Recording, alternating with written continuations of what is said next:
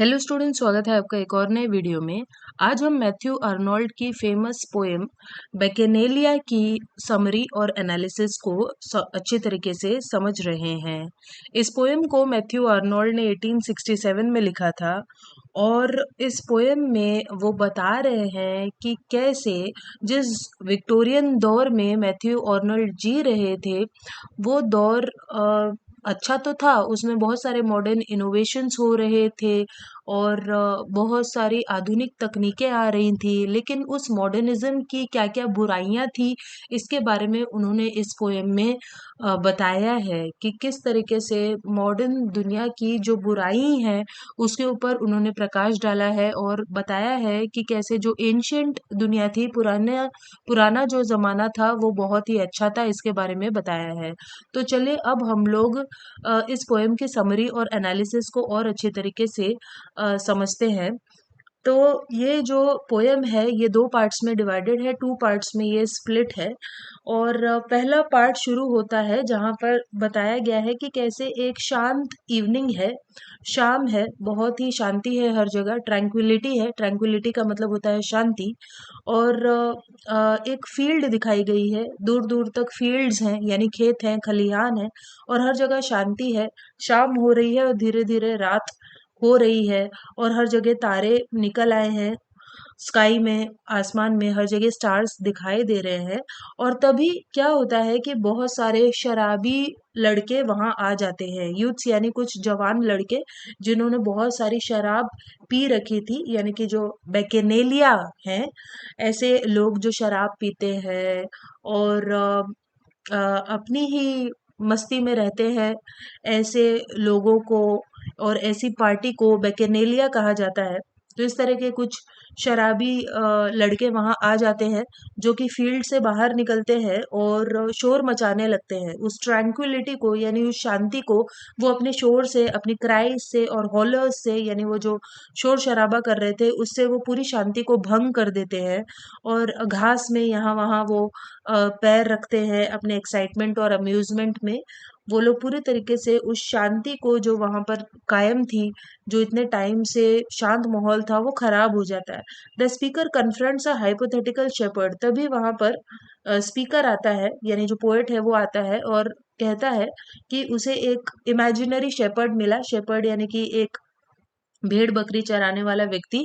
तो उस शेपर्ड से स्पीकर पूछता है कि क्या तुम एक्साइटेड नहीं हो? ये जो लड़के हैं ये तो बहुत एक्साइटेड हैं और ये शराब पी रहे हैं, मस्ती में झूम रहे हैं, आवाज़ें कर रहे हैं, क्या तुम एक्साइटेड नहीं हो?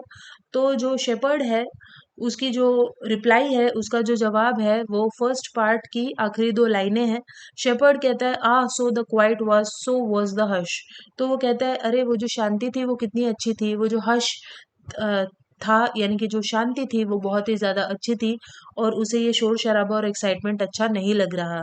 इस तरीके से फिर पोएम का सेकंड पार्ट शुरू होता है, जो इसी तरीके से ऑर्गेनाइज़्ड है जैसे कि पहला पार्ट था उसी तरीके से। It describes the world as quite. उस सेकंड पार्ट में भी यही बताया गया है कि दुनिया जो है बहुत शांत है और ये जो दुनिया है ये अभी-अभी एक एरा से बाहर निकली है यानी एक दौर से बाहर निकली है। एक दौर अभी-अभी पूरा हुआ है। All it's poets, artist, actors and critics have created their work and gone. और उस दौर के, उस गोल्डन दौर के, उस अच्छे दौर के जितने भी अच्छे-अच्छे पोएट्स थे, राइटर्स थे, आर्टिस्ट थे और एक्टर्स थे या क्रिटिक्स थे, उन्होंने अपना-अपना काम कर दिया है और काम करने के बाद वो सब जा चुके हैं, वो मर चुके हैं और अब उनके पीछे ये दुनिया रह गई है।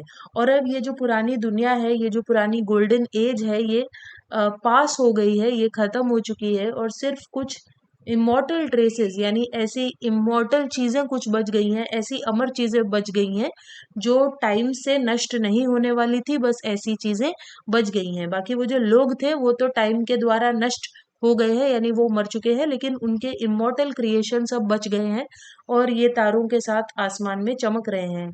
और फिर क्या होता है कि इस पुरानी एज के निकलने के बाद फिर से एक नया दौर शुरू होता है, एक नई एज आती है। उसी तरीके से जैसे वो जवान लड़के उस खेत में घुस आए थे, उसी तरीके से एक न्यू एज आ जाती है और ये जो नई एज है वो अपने साथ साथ नए रूल्स लाती है, नए सिस्टम्स लाती है, नए स्कूल्स, नई पोएम्स, सब कुछ नया लाती है और दुनिया फिर से एक्साइटमेंट से भर जाती है, दुनिया फिर से ओवर एक्साइटेबल हो जाती है। और इस बार स्पीकर को एक इमेजिनरी हाइपोथेटिकल पोएट मिलता है और उस पोएट से स्पीकर पूछता है कि क्या तुम एक्साइटेड नहीं हो, एक नई दुनिया आई है। और इस बार भी जो पोएट है वो उसी शेपर्ड की तरह जवाब देता है, वैसे ही जैसे शेपर्ड ने जवाब दिया था। और पोएट एक ऐसा व्यक्ति है जो साइलेंस और हश को प्राइज करता है, यानी उसके लिए तो शांति ही महत्वपूर्ण है, उसे ये एक्साइटमेंट पसंद नहीं आ रही, ये नया दौर पसंद नहीं आ रहा।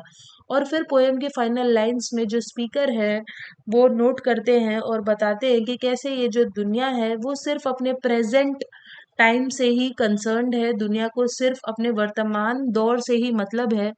और दुनिया में पहले क्या हो चुका है, पास्ट में क्या हुआ, पास्ट कितना अच्छा था, इससे दुनिया को मतलब नहीं है। लेकिन पोएट एक ऐसा व्यक्ति है जो पास्ट को भी जिंदा रखना चाहता है, वो पास्ट को भी वैसे ही फील करता है जैसे प्रेजेंट को, वर्तमान को फील करता है। तो ये थी पोएम की समरी। अब चले हम लोग पोएम के एनालिसिस को और अच्छी तरीके से समझते हैं। तो अगर हम लोग ग्रीक इतिहास के बारे में बात करें, ग्रीक हिस्ट्री और माइथोलॉजी के बारे में बात करें, तो ग्रीक हिस्ट्री में बैकेनेलिया ऐसे त्योहार होते थे, ऐसे फेस्टिवल्स होते थे जो गॉड ऑफ वाइन बच्चों को डेडिकेटेड थे, जिसे डायनोसिस भी कहा जाता है। तो ये जो ग्रीक गॉड है उनके जो फॉलोअर्स थे वो एक अलग ही तरह के कल्ट को मानते थे, एक अलग ही तरह के रिचुअल को मानते थे, जिसमें वो बहुत ज़्यादा एक्सेसिवली हेडोनिज्म को फॉलो करते थे, यानी जैसा उनके जी में आता था वैसा वो बिहेव करते थे। शराब पीना, मौज मस्ती में रहना, बहुत ज़्यादा मौज मस्ती करना, ऐसा उनका बिहेवियर था। और ऐसे फेस्टिवल को ही बैकेनेलिया कहा जाता है, जो कि उस गॉड से रिलेटेड फेस्टिवल था। This understanding is important. तो ये चीज़ यहाँ पर समझनी इसीलिए इम्पोर्टेंट है क्योंकि आर्नोल्ड जो है वो इस शब्द को मॉडर्न वर्ल्ड के लिए इस्तेमाल कर रहे हैं।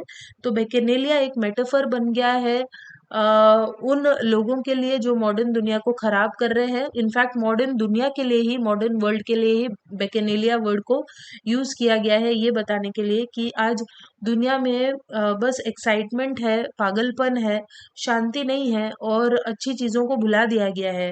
Ignoring what is beautiful about the world. तो लोग भूल चुके हैं कि सुंदर क्या है, अच्छा क्या है। These people of the new age destroy without any sense of what they are doing. तो इस नए दौर के जो लोग हैं वो अच्छी चीजों को डिस्ट्रॉय कर रहे हैं और उन्हें खुद भी नहीं पता कि वो क्या कर रहे हैं। वो बस मॉडर्न आइडियाज के द्वारा आज अंधे हो चुके हैं और हर अच्छी चीज को खराब कर रहे हैं।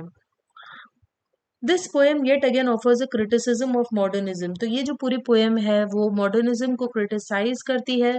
जो पहला सेक्शन है वो बताता है कि किस तरीके से हर जगह शांति थी, स्टिलनेस थी। और जो सेकंड पार्ट है वो बताता है कि किस तरीके से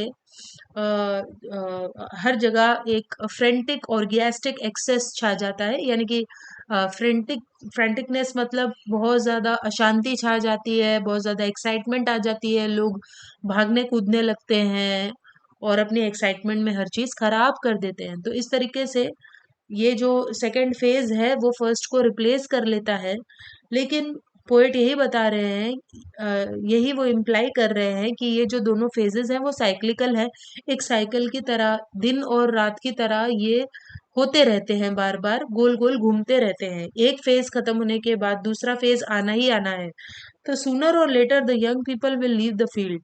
तो ये जो फील्ड है, रंगमंच है दुनिया का, इस पर ये यंग लोग आज अपनी मौज मस्ती में डूबे हुए हैं, लेकिन कल ये भी बूढ़े होंगे और ये चले जाएंगे और इनकी जगह पर फिर से एक नई एज आएगी, जैसे ही ये प्रीवियस एज खत्म होगी वैसे। तो टाइम एक ट्रेजिक फोर्स है, टाइम एक ट्रेजिक यानी दुख भरी फोर्स है जो लोगों का अंत लेकर आती है। और कोई आदमी चाहे या ना चाहे उसका अंत आना है, क्योंकि टाइम मूव करता रहता है, चलता रहता है, ऐसा इसमें बताया है। सो आई होप आपको ये पोएम समझ में आई होगी और इसकी समरी और एनालिसिस आपने अच्छे तरीके से समझ लिया होगा।